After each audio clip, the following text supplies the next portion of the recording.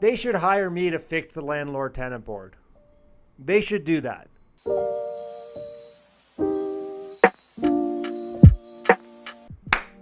Howdy, everybody. I don't know why I just did that. Hey, everyone. Welcome back to Mark Loeffler Experience.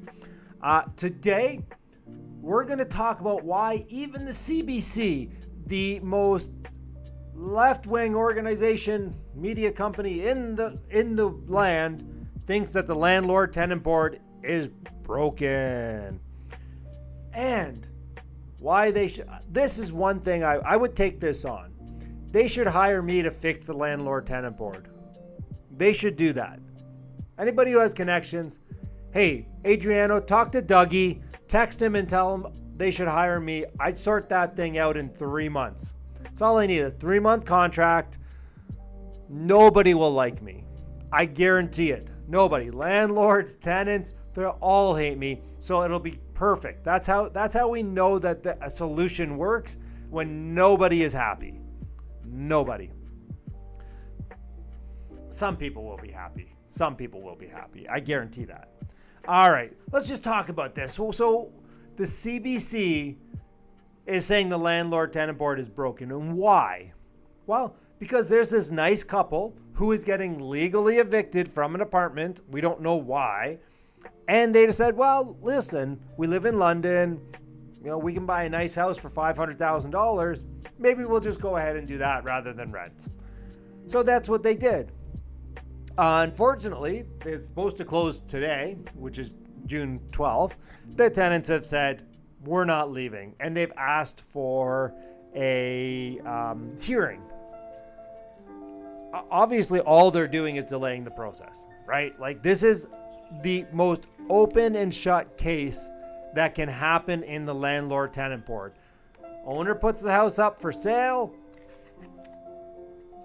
Yep, done, okay. Person buys it, single family home. Who knew? Everybody, that the new owner is going to take possession of the property. So, what does a tenant do? They say, nope, I'm not going to leave. File suit against me at the landlord tenant board. See, if I was in charge, this would happen automatically, and I would say, great. No problem. You think there's some funny business going on and you want to fight this? No problem. But if we find in favor of the landlord and the new homeowner, we're going to go after you for damages. Right? Because why not, right? You're willfully holding up this process, and, you know, the landlord, hey, they might not be paying rent. They might, you know, they could be using that sale of that home to go purchase their own home. You know, they're going to make an investment with it. So that could be holding up that process. The people moving in, well, they're going to be homeless. So now they got to go rent something else. You know, they're going to be out. They're going to be out, a couple moving here, moving there. In my own case, I had tenants not move out. And again, what are you going to do? It's going to be 1 month, but, you know, I'm paying an extra month of interest, property taxes, all this stuff. Plus, it cost me a bit more money because, you know, the buyer, as rightfully should, said, okay, we'll negotiate. And so they negotiated. And so now I'm out the tune of $20,000. All because my tenants were like, nah, we're not going to leave. We're going to leave when we want to leave, because that's our rights. Is it? I'd like to see damages get charged to them. I'm just saying, why not, right? Like, they're willfully, they could have moved their stuff into storage. They had a place to go for a month. They were just like, meh, we're not going to do it. We don't have to, we're not going to do it. And again, they're right because of the system that we've put into place over this time. It's just broken, right? The system is definitely broken. Homes needed in Canada to get to equilibrium. So, looking at this, why would anybody invest in Ontario at this time? Well, I don't know if you guys follow any real estate investors on Instagram, But over the weekend, they were posting about home shortages in Canada. And they went province by province because, again, I don't know if you've watched this show before, but I've said it, that Canada doesn't have a housing problem. Ontario has a housing problem. Right. So they looked at that province by province and they determined that Alberta, yes, they could use a few more homes, but they do not have a housing shortage. Like a little, like minute. They could literally solve it in a month out there, I think.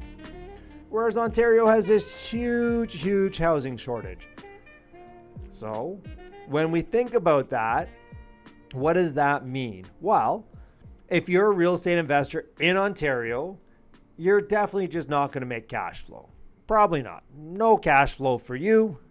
It's like the soup Nazi. No cash flow for you. But at the end of the day, your property is going to appreciate. Why?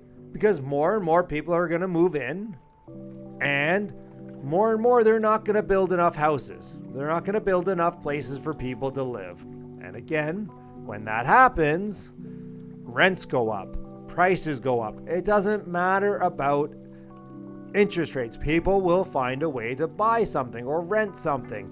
They have to. They'll spend more of their take-home income to live for their shelter costs because they're going to live in Ontario rather than just go ahead and move to Alberta or someplace that has lower shelter costs.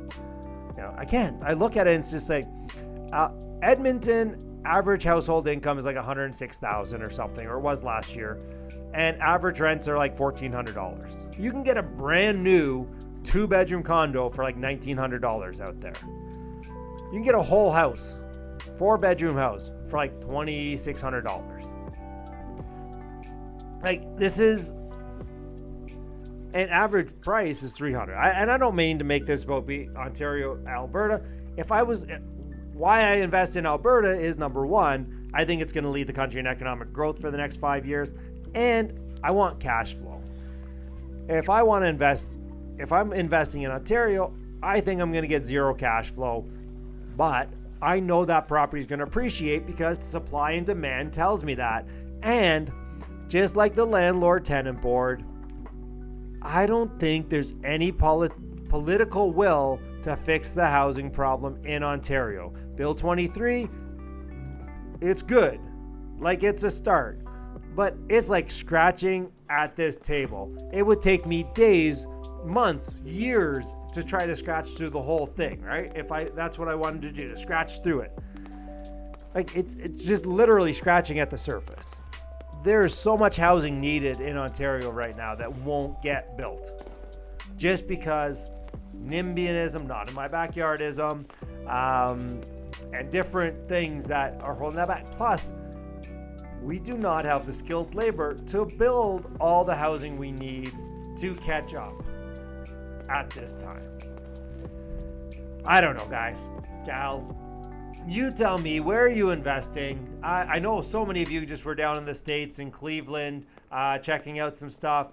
But anyways, comment down below. Where are you guys investing? What are you guys looking at? Talk to me, people. All right, everyone, have a great day, and I look forward to catching up with you. And our investor meetup is next Monday, June 19th. We'll put the link down below if you want to come. All right, everyone, catch you next time. Bye.